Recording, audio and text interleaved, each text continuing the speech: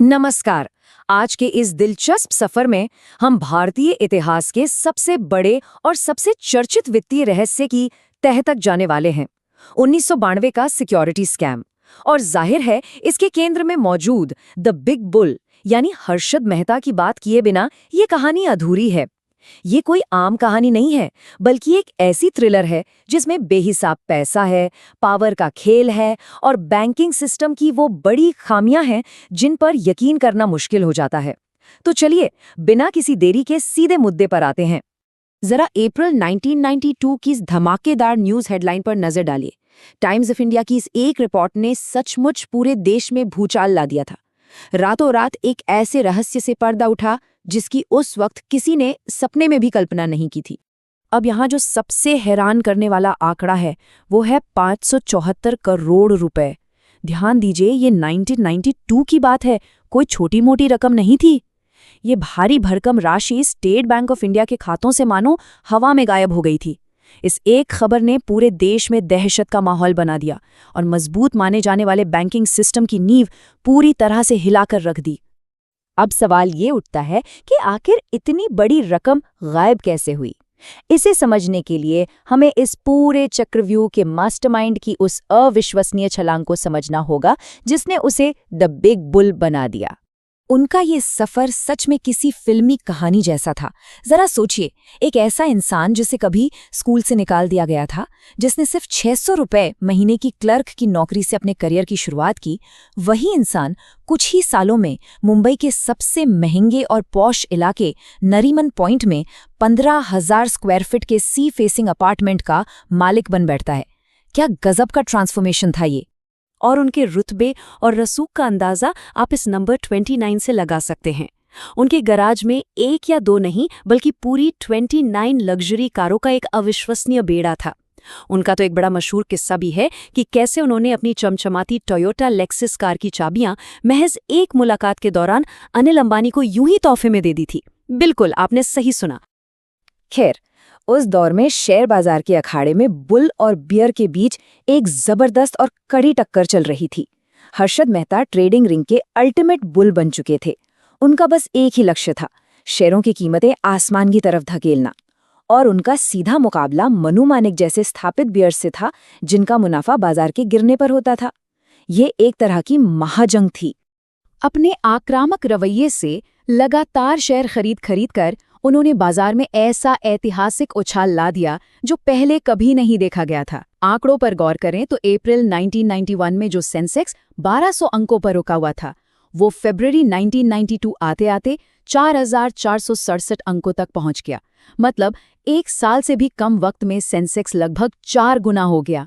ये कोई मजाक नहीं था। लेकिन यहाँ सोचने वाली बात यह है कि एक अकेले इंसान के पास बाजार को इस कदर ऊपर उठाने के लिए इतना पैसा आखिर आया कहाँ से? इसका जवाब छुपा था बैंकिंग सिस्टम की एक बहुत ही बड़ी खामी में। इस पूरे गोलमाल को बारीकी से समझने के लिए हमें SLR यानी स्टैट्यूटरी लिक्विडिटी रेशियो को समझना होगा।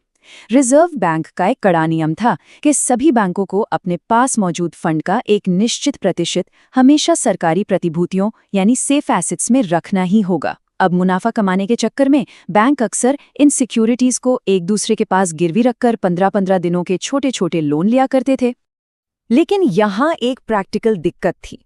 असल कागजी दस्तावेजों को एक बैंक से दूसरे बैंक तक ले जाने में काफी वक्त लगता था। तो इसका शॉर्टकट क्या निकाला गया? बैंकों ने बैंक रिसीट यानी BR का इस्तेमाल शुरू कर दिया, जो कि एक तरह का प्रॉमिस नोट या IOU होता है। सच कहूं तो ये पूरा का पूरा सिस्टम महज भरोसे पर टिका हुआ था, ये मानकर कि जो बैंक रसीद दे रहा है उसके पास असल में वो सिक्योरिटीज तिजोरी में मौजूद हैं।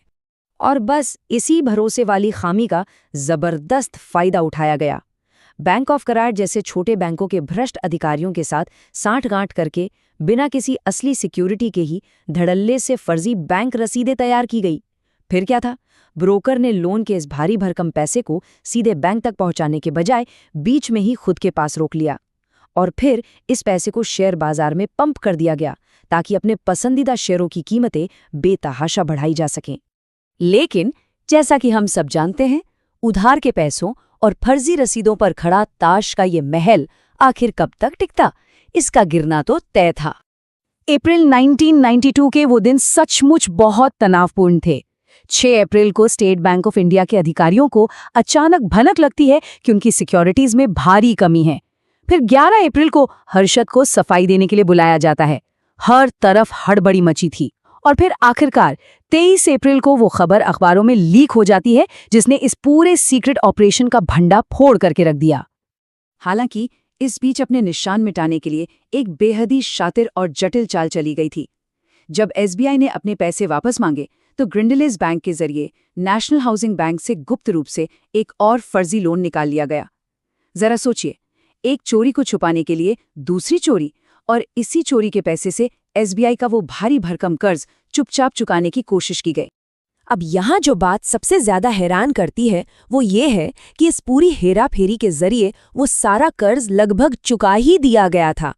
एसबीआई का महज 6.35 करोड़ रुपए का एक छोटा सा बैलेंस ही चुकाना बाकी रह गया था। अगर प्रेस में वो खबर लीक नहीं होती और स्टॉक मार्केट में हड़ताल न हुई होती तो कौन जानता है, शायद ये पूरा का पूरा घोटाला कभी दुनिया के सामने आ ही नहीं पाता। लेकिन बात सिर्फ आर्थिक तबाही तक ही सीमित नहीं थी। इस पूरे मामले ने एक बड़ा राजनीतिक रूप भी ले लिया था, जिसने देश की राजनीति में भूचाल ला दिया।